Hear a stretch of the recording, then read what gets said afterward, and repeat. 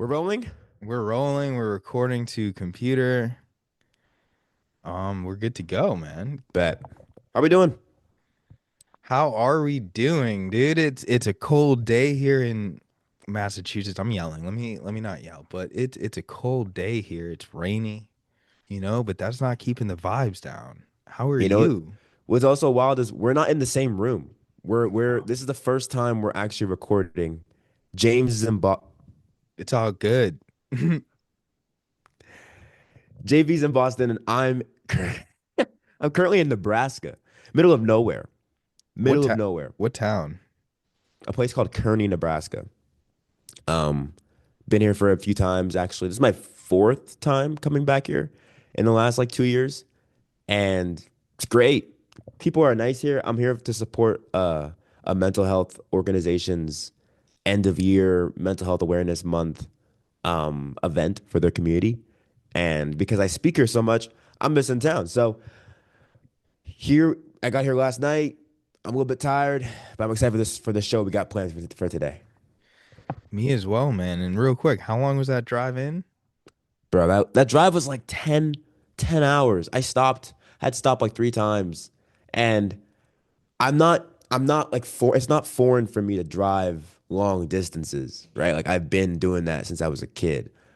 But I was telling you offline, like ever since I got older, my ADHD is getting worse. And like sitting in a car for 10 hours is not conducive for my overall well-being. So even though I'm happy I got here, man, the journey to get here was treacherous.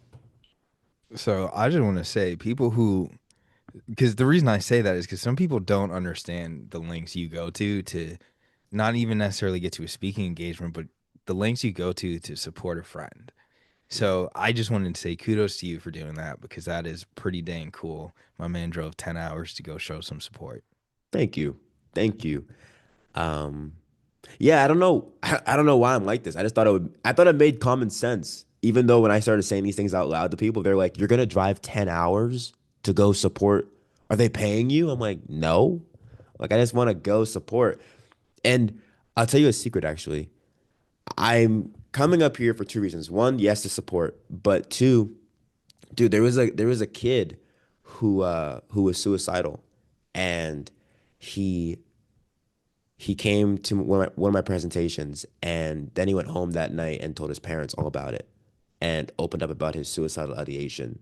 And he told the organization that brought me in that is putting on this event, that program saved his life. And I never met him. Like I never got a chance to shake his hand. So I'm hoping today I get a chance to meet him and his parents. That'd be pretty awesome. And that's unreal because Yeah, that's man. that's what you aim to do. So that's incredible. And I hope you do get to meet him today and his family because I can't imagine what I mean, obviously you can imagine, but what you've done for them is just incredible through. Yeah, man. So we'll see. We will see. And on top of all that, like, I mean, I'm excited to be here in Nebraska, but I'm really also excited to be here in the virtual room with you. Like, this is wild. Yeah, man. We had a little bit of a hiccup because I forgot my headphones at home and I had to dash to the nearest Walmart slash Walgreens to get it. But we're here. We're We're here here. getting a little workout in. These heavy ASS Yeah, microphones. but it's just because a little context, the viewers are really like trying to do this seriously now, and we're trying to just get the show going whenever we can, wherever we can. So please bear with us. Be a little patient. It's gonna look a little scrappy at first, but the point of this is to really become this space, man. And yeah, soon it won't look like this. Soon it won't look like this. Soon it will not look like this, and we'll be on higher quality cameras. Um, I gotta say these are high quality mics. They're heavy though. No, the mics is legit. The mics are legit. The mics are legit. They're really legit. There's a secret though. If you place your hand on the table and then the mic on the hand, it's as if I have a stand right now, and it doesn't feel as heavy. Valid. So I've been doing Valid. that, and it's been helping for the last 5 minutes. Yeah. But we'll see how long this lasts. Yeah, We'll man. see how, So you want to jump on into it? Tell us a little breakdown of what we're doing today, what we're going to be talking about? Yeah, we got three very important topics to talk about. And y'all, forgive my voice. I'm definitely fighting tiredness. It's been a wild past couple of hours, but we're getting into some deep things today. On this podcast, the intention is always to create a safe space to have raw, authentic mental health conversations. So thank you for tuning in. We're going to talk about three things. One is what is the difference of knowing between if you're burnt out, depressed, how do you see the signs?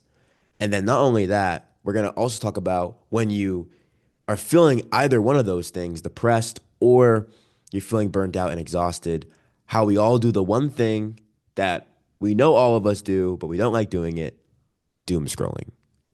So we're gonna get into like doom scrolling, unpacking that. And then the last thing we're gonna talk about, if we got time for it, if time allows, which I way hope it does, is what do you do for an anxious friend? What do you say? What techniques, what practical tactics can you actually deploy to help hold your space or help hold space for that friend? And if you make it to the end of this episode, if you are watching this on YouTube, drop drop a whale emoji in on the comments. Random. It's random. It's random, but that's how we know if someone is a day one viewer. And if you make it to the end of the episode, drop a whale emoji in the comments so we know you're real. But if you're listening, thanks for tuning in. Thank you, everyone. That was an amazing intro, Wes. Oh, thank you. Off the Yeah, rip. man. Off the rip. Crushed it. So let's jump into it, man. Talk to me. Talk to me about the difference between the two, depression or burnout. The thing is, like sometimes they look alike, and the thing they have in common, at least in my experience, is when you feel burnt out and when you feel depressed, you feel like this heaviness to you. And I don't know if you can relate to that, but like for me, when I'm on the road speaking, whether it's in Nebraska or in California, and then I'm on a flight and then a hotel, and I don't even know what time it is, and I honestly forget what time zone I'm in, and I haven't spoken to Katie in a bit. I'll start to feel like heavy, and I'll start to feel like there's this like metaphorical, like figurative dark cloud that's following me everywhere. And how I know it truly is in the morning when I wake up, I have a hard time getting out of bed. And sometimes when I feel like that, it can feel a lot easier to just sit in bed and doom scroll, which we'll get into in a second. But the difference for me between burnout and depression is depression almost like feels like this like how do I say this? This heavy weight that's on your chest, on your entire body, whereas burnout feels like complete exhaustion. And that's what I was gonna say. Do you want to add more to that? Yeah, no, I was gonna say that's a perfect way to describe it because it almost feels like, in a simpler term, if you're burnt out, you can take a break, but depression, you can't, you know? And it's like that thing where, when you think about it, if you're like working too hard or studying too hard or playing too hard and you need a minute for yourself, which is why mental health days are so big, I think that's a key indicator of something maybe being burnout. But if on those days everything is still, heavier and it's like, damn, you know what I mean? I can't get away from this. And that might be lingering more on the depression aspect, I guess. But I don't want to put a name to either of them like that. But I think what you said is perfect. Burnout is complete exhaustion, and depression is a heaviness that you can't escape. And So, I love how poetic that sounds, by the way. Because it's so valid. And when you feel like you can't escape it, because you want to escape it, but you don't know necessarily how. And when you feel depressed, it can almost feel like it's only happening to you, right? It's like this feeling that you have where it's as if everyone else in the world is happy and go lucky and they have it well put together, but then you just can't figure out why you don't want to get out of bed, or you can't figure out why, not to make it about pessimism, but you can't figure out why you tend to just think the world is crap. And in my experience, when I've felt like that, the one thing that I have to remind myself in order to help me manage my depression is to really challenge the shame story. So the shame story is telling you that it's only happening to you. The shame story is telling you that like something is wrong with you and no one else will understand, which leads to a lot of self-isolating behaviors. So when you feel like it's only happening to you, you feel like, oh my gosh, I don't want to be a burden to somebody else. I don't want to be annoying. I don't want to be that down friend that's always negative. So you kind of self-isolate. And the one thing I do for me when to challenge that shame story is to remind myself I'm not the only one. I'm not the only one. And then I reach out to a friend. So my best friend, David, I do reach out to him when I feel these moments of depression. And what that does is it creates connection. So I'm not feeling so much alone in the feeling. Because when you feel alone in the feeling, it's almost like that leads to a larger spiral. That makes sense? Yeah, no, that makes a lot of sense, man. And yeah, it makes complete sense. And I almost just want to say one thing, and it's that although like it's just that everyone's story is in fact their own and it is unique. So the way you're feeling is completely valid. You know what I mean? But I don't, you know what I mean? I don't want to make it sound like we're telling people like, oh, like, you know what I mean? This is happening to other people too, and everyone has the same story. But no, everyone has a different story. But the way that you feel, someone else feels maybe that way, but because of a different reason. So you know what I mean? That's where that relation comes in. And I guess that's interesting for you that you have in that situation, I guess you have the ability to reach out to some people because I know it takes, there's always, I hate that I say this, but there's always levels to everything, right?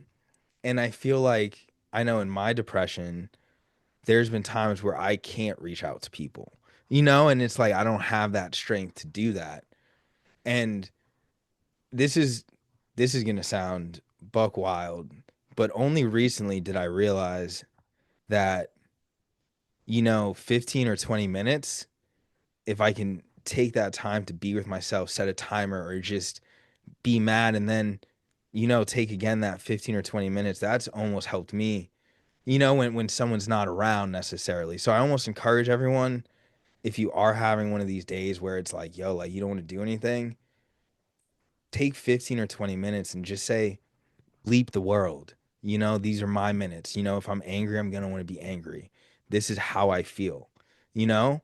And that's where it's like on the other aspect of that burnout from work, if you're feeling that way towards your job or towards your studies, I implore you to do the same thing.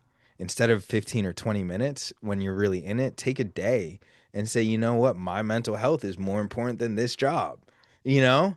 So, and then even then, that might give you the chance to discover if you are feeling depressed or if you are feeling burnt out. Because again, when you take that time to sit with yourself, and is like as tough and as hard as it is, and trust me, I know it's tough for me because I chose drugs. All right, real talk.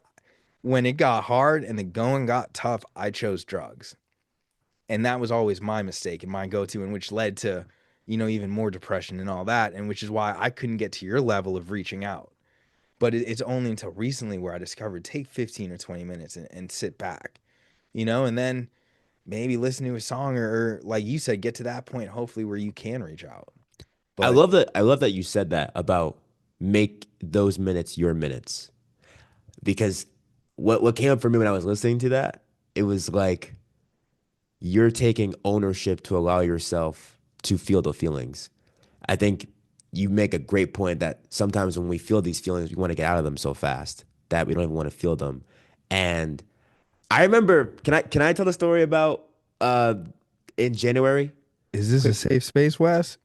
this is a safe So space. then tell this story, my guy. We'll see if I Man, got so that. so, so we're JB and I we're on tour. This is the beginning of our tour, and um, I flew into Boston. I was speaking at a series of schools in Boston, and JB was giving me a ride to all these schools. And JB, for other reasons outside of us working together, he had a rough start to his morning. So I get in the car, and you know, as someone who considers himself like an empath, I can feel the tension. I can feel the tension. So I'm sitting there in the front seat, and I'm looking at JB, and I'm like, oh, I could sense something's. something's off. And I didn't know if I said something or didn't do something, or if I forgot to like tell him about something that we're gonna do that week for the schedule. So I didn't know what to do. So I'm sitting there kind of a little bit awkward. But then I kept seeing him like look at his watch.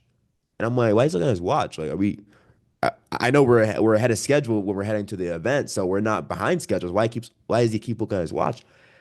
And then he like the watch went off and he said, okay, I'm good. And I'm like, what was that? And he told me this whole exercise you do. Can you tell us like how much time you actually allot yourself? Because you told me I allow myself a certain amount of time to feel the feelings. Could you give the viewer and the listener context into A, how much time that was, and B, what does that do for you? Mm. Yeah, so essentially, I'm a little bit old school. I still wear an analog watch. Shout out G-Shock. Um, and I have a timer on there that's set to 15 minutes. Because what I've learned in my experience and from like the drug usage and all that is that 15 or 20 minutes is usually when I make a bad decision. And whether it's I want to punch a wall or I want to, self harm, it usually happens into that 15 or 20-minute window. And so what I do is I'll say, okay, I'm feeling this way, so let me acknowledge it, but then let me not give it the power. So in my case, I set the timer 15 minutes. So I'll just sit there or wherever for 15 minutes and let the building, let the feelings go. And by minute 10, 11, I'm starting to think about the solution or think of it in a different light. So that's what the 15 minutes do for me Mm. in that situation. And there was something else that I wanted to touch on that I thought was really interesting. However, it's past my mind now. That's okay. Because Darn. I was when you were describing it, I think that exercise is so powerful because when we feel the feelings, we tend to do that in reverse, right? We don't give ourselves permission to feel it. We want to fix it. We want to like get out of it. And it's interesting you've pinpointed like 15 to 20 minutes. I haven't thought about that for my own challenges, but I think that's actually very accurate that like in that 15 to 20-minute window of me feeling anxious or depressed, that's when bad decisions happen, right? And that's when I'll like, if I'm in a hotel room and I'm thinking, oh my gosh, like I'm by myself, I feel alone, and I start feeling sad because I'm alone, for like 15 to 20 minutes, I'll start looking for a way out. I'll start looking for a way to feel not alone. So, in a bad way, that could be watching things I'm not supposed to watch or going on things I'm not supposed to be doing. Like, I tend to not even think about that. So I actually want to steal that strategy from you. I want to get a grandpa watch too. Yeah. Whoa, easy there, yo. Easy, easy, easy. Hold on. We swagged out. I'm about to No, give you it's some not. It's respect. like that. You It's a G feel Shock. me? It's a G. It He ain't no said grandpa grandpa watch for wash. real. That's It's a G Shock. crazy. But no, yeah, definitely I encourage you to do it. And one thing here, I kind of remember where I wanted to go with this a little bit, but I think I was listening to a podcast with Tony Robbins, right? And this is kind of, but real, okay, I'm Tony Robbins, but still the 15 to 20 minutes, because I do want to say one point. I learned that if I made it through that 15 to 20 minutes, I can make it through the night. You know what I mean? And that's where I'm at now is I have 15 to 20-minute battles multiple times a day. You know what I mean? But if I can make it through it, I can make it through the day. And the reason why I have that thought now is I watched it or listened to a Tony Robbins podcast, right? And he said when you point the finger outwards, you give them the power. But when you point it back at yourself, you take the power. And who has the power? The power goes to where the finger points. So if you take the power back and point at yourself, guess who you're pointing who has the power to change? You do. And it's a much harder, Wes, it's a much harder thing to really act on every day and to really take into your life. But if you're able to do that, I promise you, you will change your life.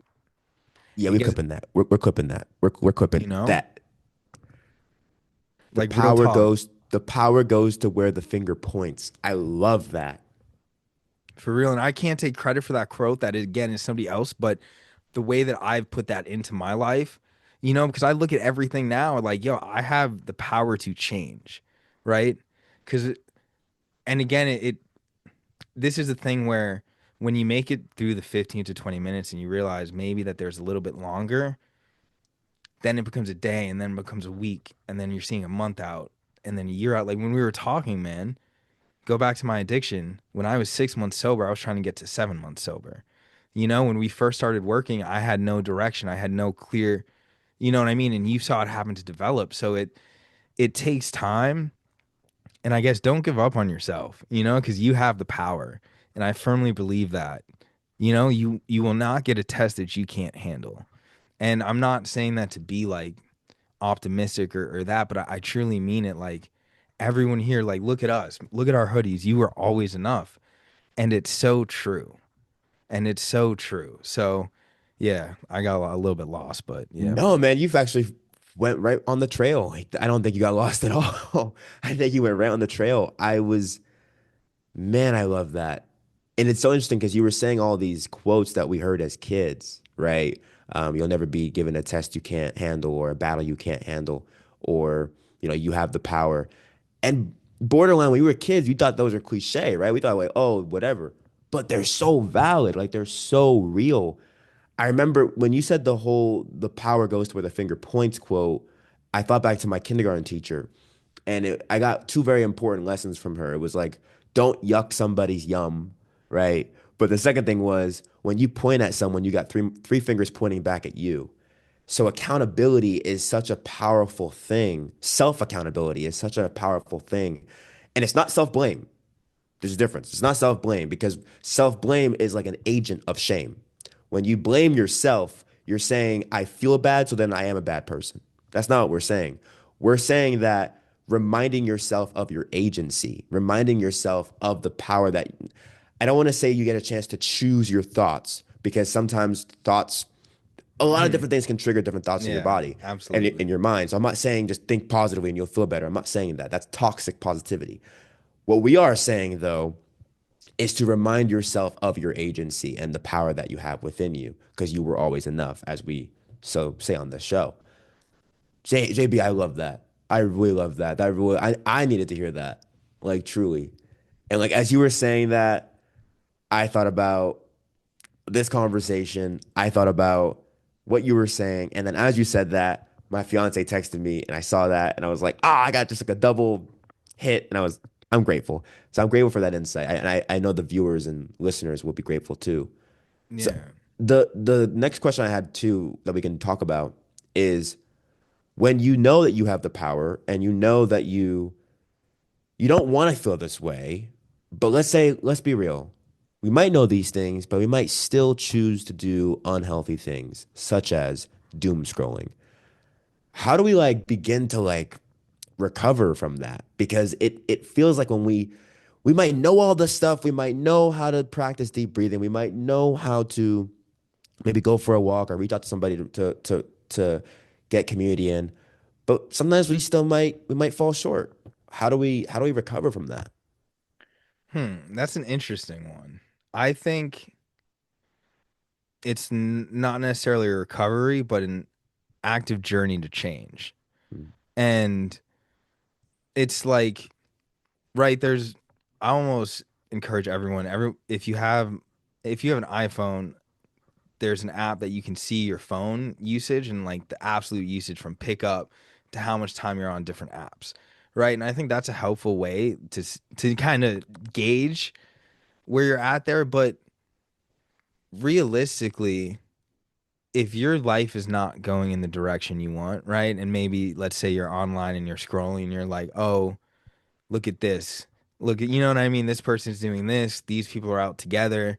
You know what I mean? Oh, this person's working towards their future. And, I'm here just scrolling, or maybe you're on the other side where you're just watching videos all day long to kind of, you know what I mean? Kind of numb yourself from everything else. If you're doing those things and maybe today this is going to be a quote, right? And I thought about this quote the other day, right? This is what my not necessarily advice to doom scrolling, but right, if you want your life to change and today you can't work so tomorrow you can. And maybe change one aspect of your day, every life. Like instead of 15 minutes on Instagram, maybe go outside and sit for 15 minutes if you can, if the weather's nice. you know? Maybe read a book for 15 minutes. Maybe go to Barnes and Nobles and be like a kid again.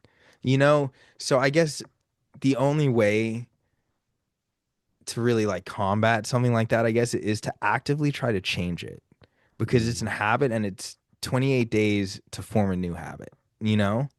And doom scrolling is an addiction, like for real. Like I find myself closing Instagram, opening Instagram, closing Instagram, and it's like I have to actively think about that. But I do think you would know more about this. That's kind of my take on it. I But love that. yeah, I do think you know more and you have a bit more insight to doom scrolling. When we first were thinking about this topic of doom scrolling, I definitely had a different perspective. Like I was like, oh, doom scrolling is when you're trying to like you said, numb yourself and escape or avoid something. But I actually never had gone as far as saying it's an addiction. And I have since changed my mind that it is purely an addiction. And for me, like I feel like I just am starting to wake up to that in my personal life. Like, I don't have notifications on my phone, right? I don't, outside of text messaging, but YouTube, Instagram, TikTok, no, I don't have notifications. And I also put them as an app. I put them like three scrolls away. So I have to now, it takes more effort to like go into the app. But not gonna lie, that might have worked in the first couple of months, but I still found myself like going into the app. And I noticed my triggers are in my business when I have to do something like logistics, so like financials or operational logistics, like planning flights and booking car rentals, all that stuff. I will almost look at my phone more. I almost like avoid the task and I'll go down the rabbit hole of like TikTok and I have to like snap out of it because it's such a deep rabbit hole to get down.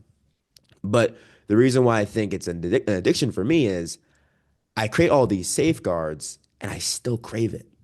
Like I create the no notifications. I put it three screens away where I have to scroll three times to get into the folder that opens then the app. And it got to a point, JB, where I kid you not, I'd be hearing dings. I'll be hearing dings like what's the Twitter noise? Ghostings. Like yeah, and I'm like, oh, I got an alert on my phone. I'm like itching for it. So now I really have seen doom scrolling as an addiction. Um, he won't call you James. It's all good, brother man.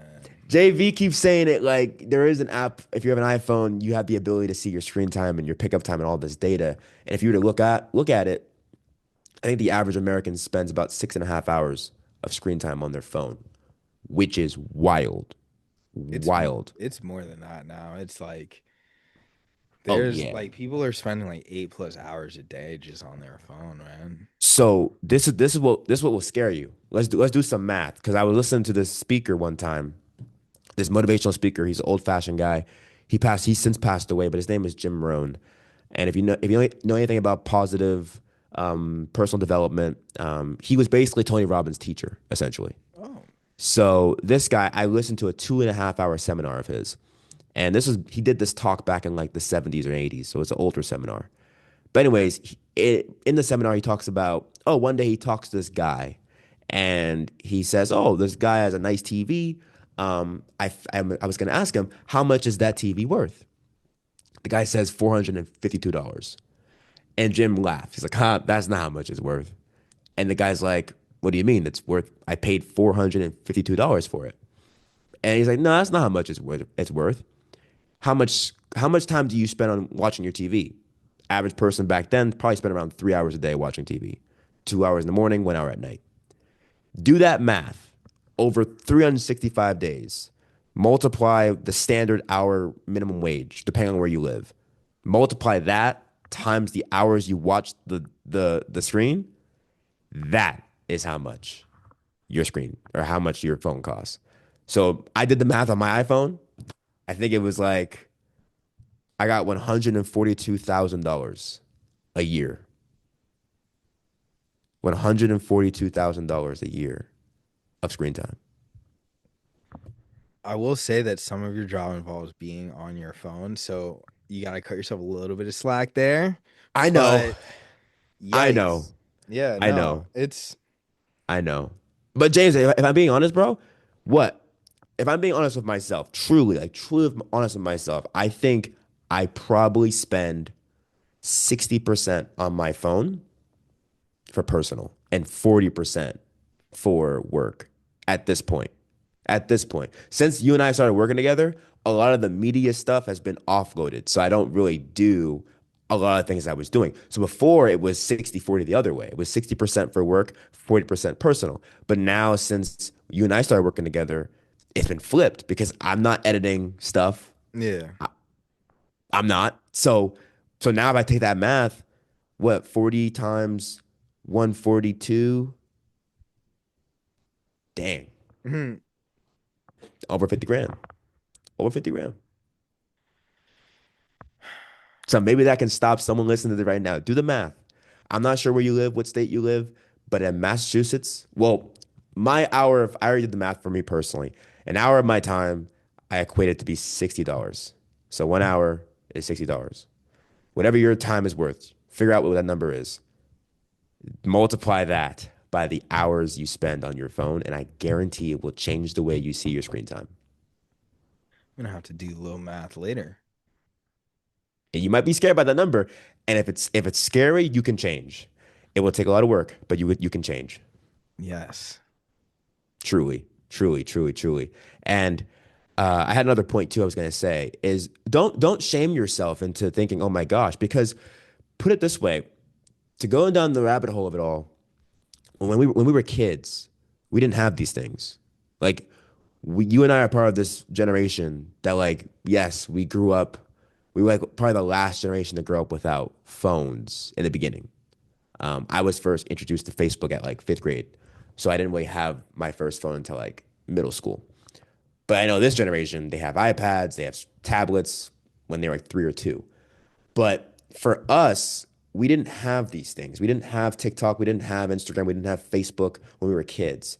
But the older we got, we've further moved away from the things that made us children.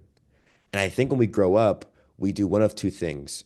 We become someone else in spite of our childhood. And what that means is we're so ashamed of the things that happened in our childhood that we almost become this version of us to mask it or to almost to perform. Or we can actually become who we needed when we were kids. And I think what you and I share in common, we're trying to build this show and our platform and our overall work to become who we needed. But how it relates back to doom scrolling is all these things that we have now, technology, I think offers this border, this high border between who we were as kids versus who we have to be as adults. And because we don't like that difference, we numb ourselves with scrolling for hours and hours and hours. You mentioned going outside for a walk, getting lost in Barnes and Nobles in a store like you did as children. I think if we can do more things that made us children or that we did as children, I think we would live a lot healthier life. I truly believe that.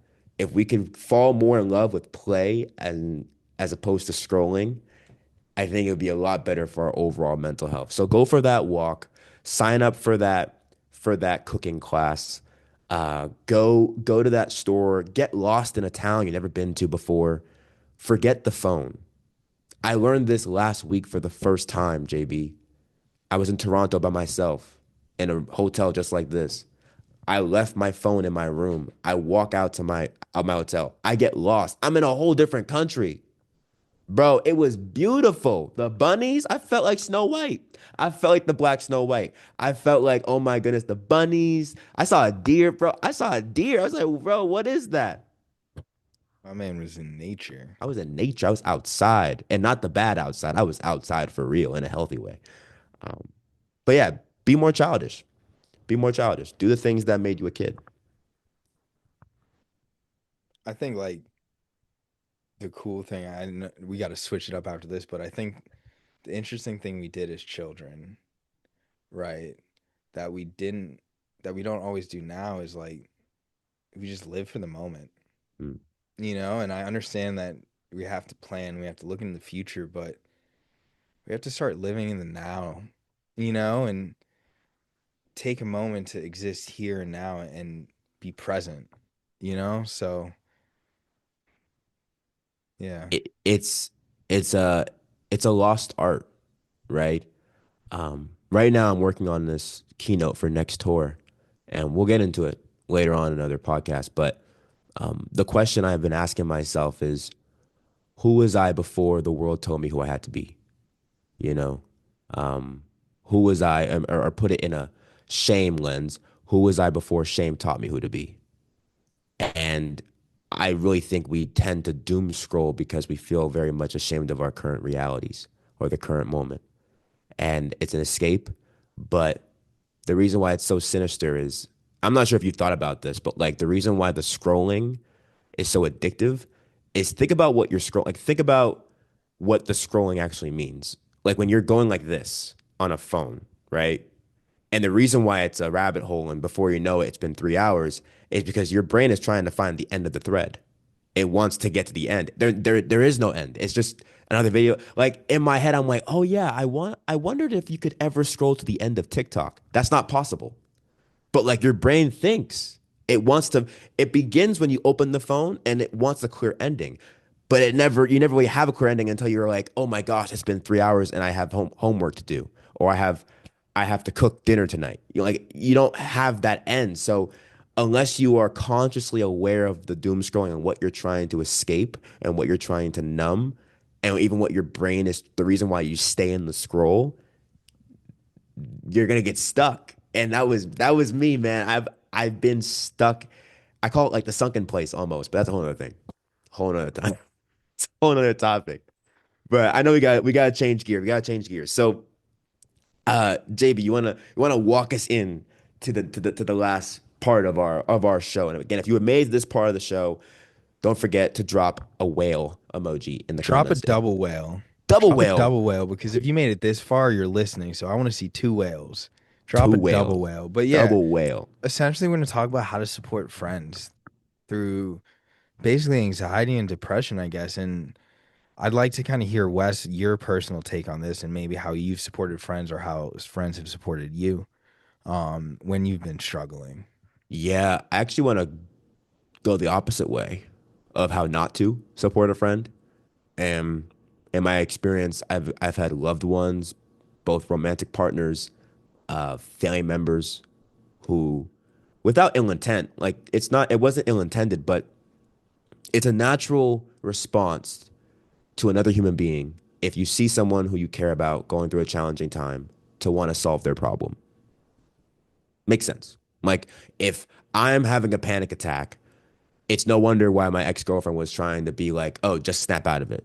Or like almost like shake me out of it. Literally, I've had that happen before where I was having a panic attack, my body was shut down, and the person started to jolt me like this, like snap out of it. And I get it, right? No one wants to see someone they love go through pain. The reality of it though is that's the fastest way to create more panic. The Mhm. best way, in my opinion, to support someone who is anxious, who is depressed, right? Who is going through a mental health challenge or even crisis is to, one, meet them where they're at and not blame them for being there. Like meet them where they're at and not blame them for being there. My beautiful fiance, Kat, she does this wonderful thing. She's asked this great question to me, and I don't know why it's not taught more or conversed about more. When I'm feeling sad, right? I'm just gonna put the general bucket of sad. That can be anxiousness, that could be depression, that could be anger. When I'm feeling any sort of emotion that is making me feel like upset with myself, she'll be like, do you want empathy or do you want strategy? I love that question. Do you want empathy or do you want strategy? And what that does is when she asks that to me, I feel like I have agency to choose. Because when I'm panicking or I'm in my head, I'm spiraling, I feel like I'm out of control. And when you feel out of control, you don't feel a sense of agency at all. So it's almost like when Kat asked me that question, she's putting the focus back onto me. She's helping me point the finger at me of like, I have the power. And I love that. So asking that question to your friend when they are going through an anxious time or a mental health challenging time, I would say ask the question of do they want strategy or do they want empathy? And don't blame them for their response. You cannot force your solution onto them. Ask themselves what they need. And then once they start to tell you, following up with three simple words. Tell me more. Tell me more. Continue the conversation. We're not trying to fix them, we're trying to hear them. So, all in all, to summarize my points, don't try to fix them. The first thing I was going to say, meet them where they are and don't blame them for where they are. And then start to open up that door of giving them the sense of agency. Yeah, dude, I agree with all of that. I think it's so important to meet people where they're at because again, and I kind of talked about everyone in the last episode, everyone's on a different timeline and everyone like feels different things and feels them differently. But if you can do one thing to really support your friends, just like you're saying, meet them where they're at and don't blame them. And if they need to talk, then let them talk. But if they just want to not be alone, then be not alone. Like go over and just show up for them. Like just show up, just be there. Don't try to force yourself in there, but just be how can I be supportive of you? Like I know one thing that Sage and I do is I'll let Sage know like, hey, I'm struggling right now and I just need to vent. Like because sometimes that's what it is. You're dealing with a lot and you just need to say it out loud. So sometimes providing that space for somebody is huge. And again, don't always offer advice, because I feel like what you've learned from me is that there's levels to my struggle. And you know what I mean? I don't always reveal that. So so you might not always get the full story. So don't always try to put your 2 cents in there, but really just listen. And then when you can, ask them to tell you more. Like just be there and show that you care and that you truly care, you know? Truly. That's the last part that people tend to have a hard time with is showing genuine care, right? Yeah. You're not trying to wait until they're done talking so then you can give the solutions, or you're not trying to be like, if it was me, I would do this. Don't project your wounds onto their wounds. Like, nor don't even project your words because you're going to give advice from your perspective. And when you do that, you are potentially disqualifying the way they see their perspective. They see their experience. And I read this somewhere that more kids, how parents can hold better space for their children, is really saying, I believe you, right? And you don't got to agree with how they see things, but it's more so just validating that they see the thing. They see things the way they see things by saying, I believe you. So if you can believe how they are seeing their challenge, that is incredibly validating in and of itself. So that's what I truly believe in terms of helping a friend. And in the future, if this is a conversation that you are on the fence about having, not really knowing what to do, and even if you have a friend that you might think is feeling suicidal or experiencing suicidal thoughts, and you want to talk to an adult, this is for all of my students listening right now and watching. Listen to when I say this. It is a lot harder to lose a friend than it is to lose a friendship.